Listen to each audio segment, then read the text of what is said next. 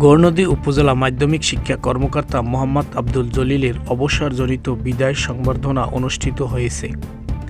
12 জানুয়ারি সোমবার সকাল 11টায় গৌরনদী উপজেলা পরিষদ মিলনায়তনে আয়োজিত বিদায় সংবর্ধনার আয়োজন করেন গৌরনদী উপজেলার সকল মাধ্যমিক ও উচ্চ মাধ্যমিক বিদ্যালয় ও মাদ্রাসার প্রতিষ্ঠান প্রধানগণ।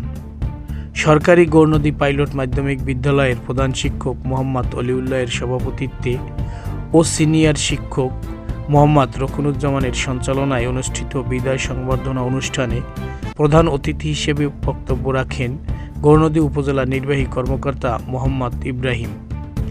বিশেষ অতিথি হিসেবে বক্তব্য রাখেন গৌরনদী প্রেস ক্লাবের সভাপতি সিনিয়র সাংবাদিক জহুরুল ইসলাম জহির, সাবেক সভাপতি খন্দকার মনিরুজ্জামান মনির। উল্লেখ্য, মাধ্যমিক শিক্ষা কর্মকর্তা মোহাম্মদ আব্দুল জলিল গৌরনদী উপজেলায় দীর্ঘ 7 বছরেরও বেশি সময় কর্মজীবন অতিবাহিত করেন।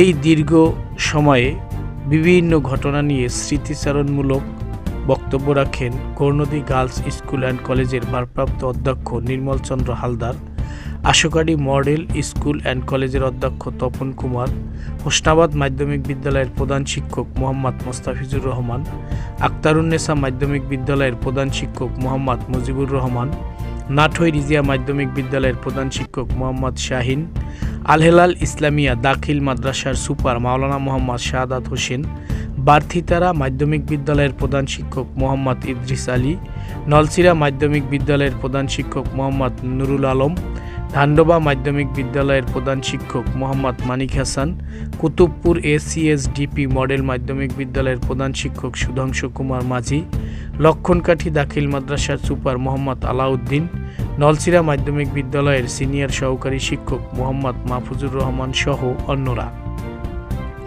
এ সময় গৌরনদী উপজেলার সকল শারীরিক শিক্ষকদের পক্ষ থেকে বিদায়ী শিক্ষা কর্মকর্তা মোহাম্মদ আব্দুল জলিলকে সম্মাননা ক্রেস্ট প্রদান করা হয়।